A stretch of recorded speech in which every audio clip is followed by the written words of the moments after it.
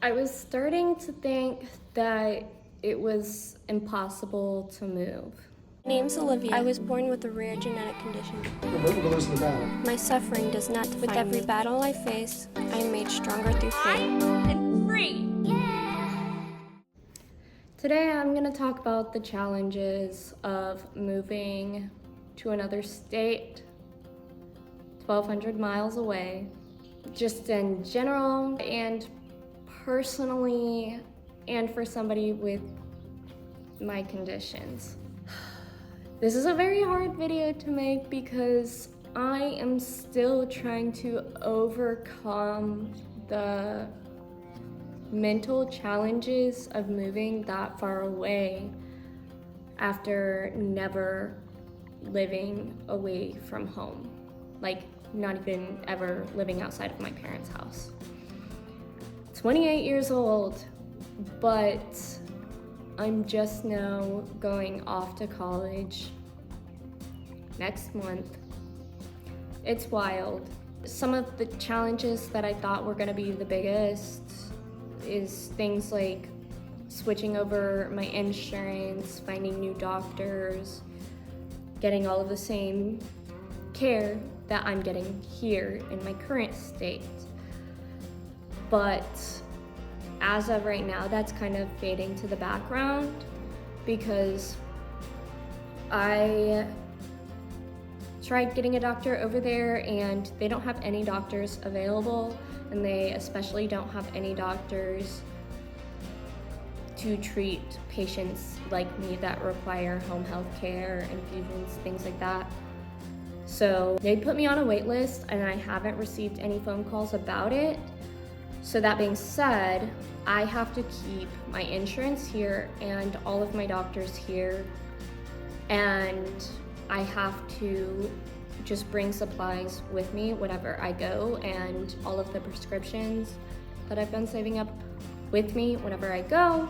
And then I'm gonna have to have my parents pick up my prescriptions from the pharmacy here in this state and send them to me in the other state.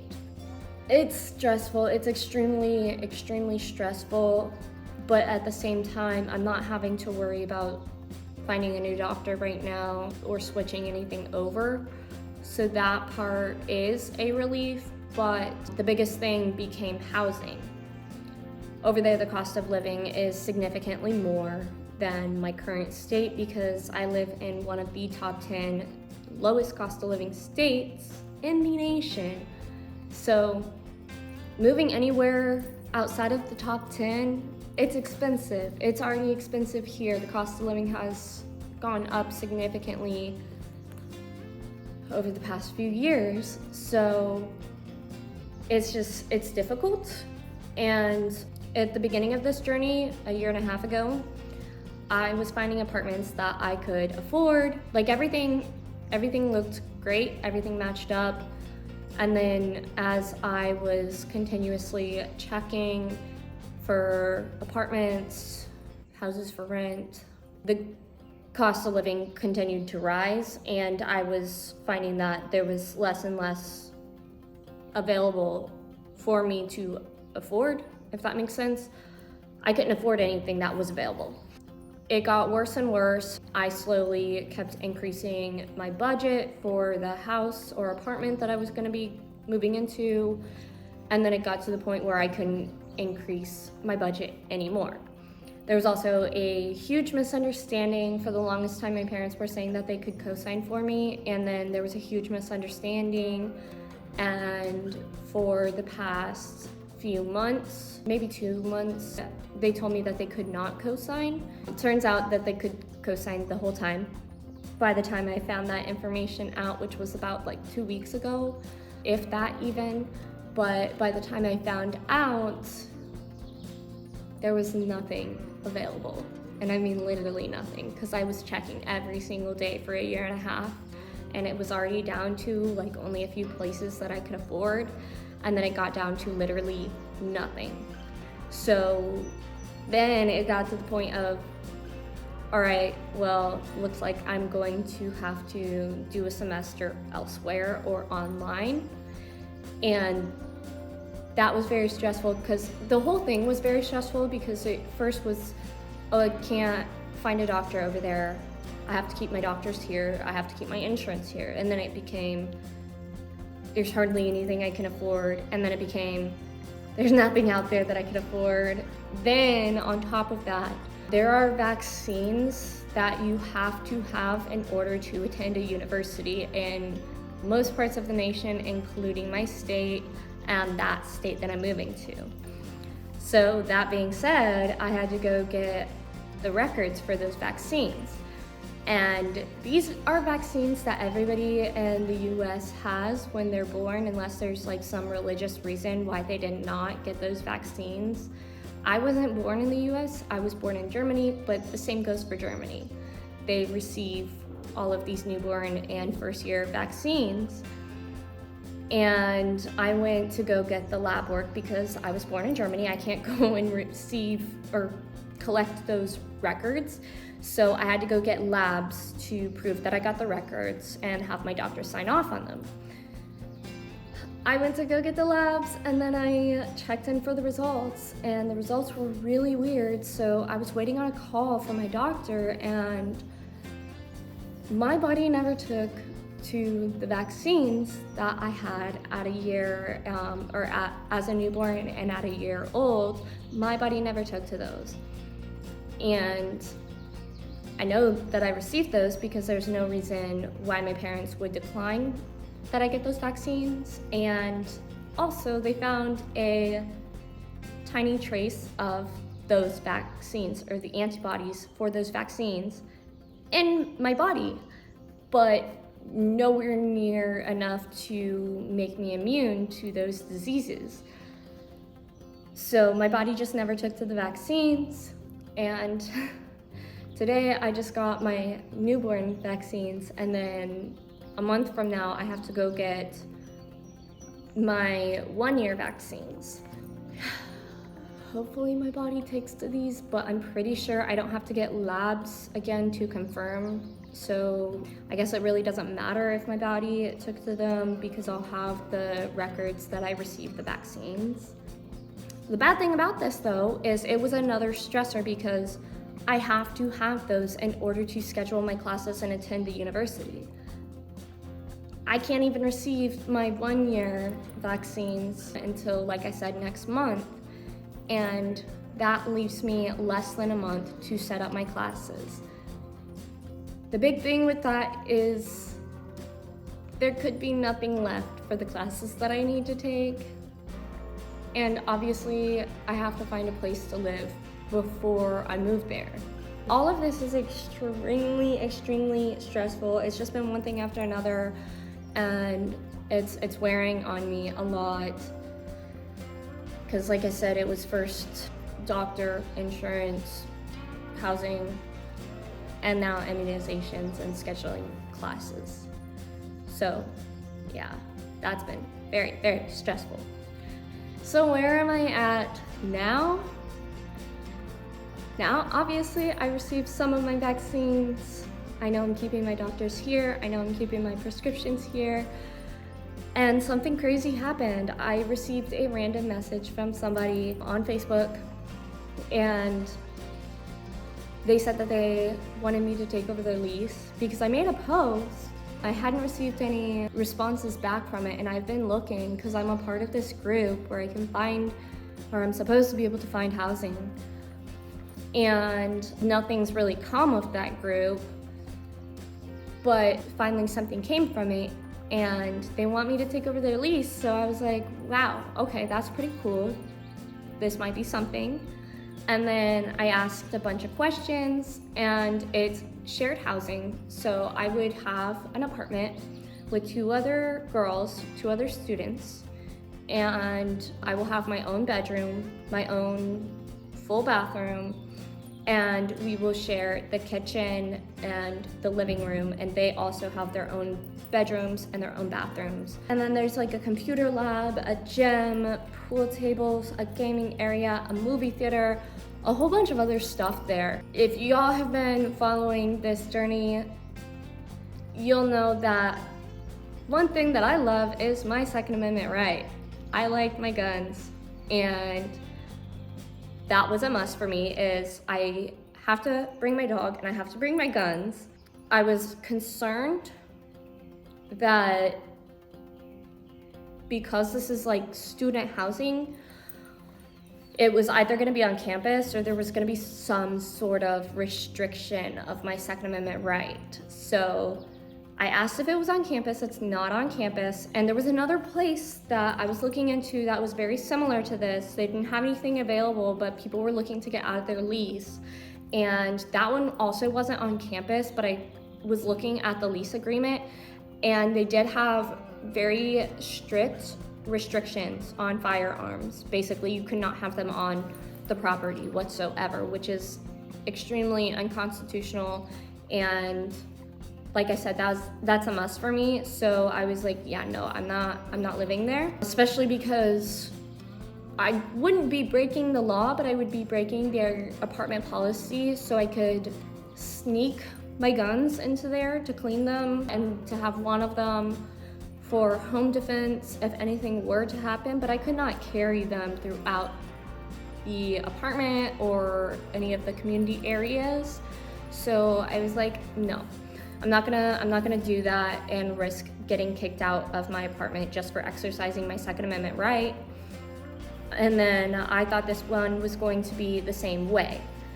But after I looked through the lease agreement, there was only one weird thing in there that stated that, well, obviously there's like no illegal possession or carrying of firearms or transport of firearms. There was all of that stuff. So anything that's illegal is not allowed, obviously.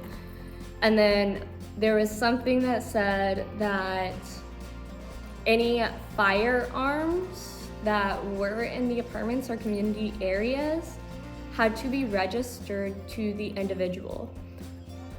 And I was like, wait, this doesn't make any sense, because here, you can't register a gun. It's not an option. And there, they have the same laws surrounding guns. So I was like, I'm pretty sure that you can't register it there either. They have constitutional carry. You can carry without a license, or you can have a license and you can carry, but there's no requirement to have it registered. And usually in places like that, you can't register your gun. It's not an option. I called the apartment complex to confirm that I could have my guns there. And yes, I can have my guns there. But they told me that they need to be registered to me. So I was like, this isn't making any kind of sense. I just told them, I was like, okay. And I called the police department, the local police department over there. And when I asked them, how do I register my guns? I told them what I already knew, so I didn't sound really stupid. I was like, hey, I know that there's this, and this, and typically you can't register guns, but if I needed to, for whatever reason, how do I do it? And for whatever reason, I got connected to dispatch, but dispatch was laughing, and they were like, let me get you a hold of the police department. They can answer this question better. And I was like, all right, I already sound dumb.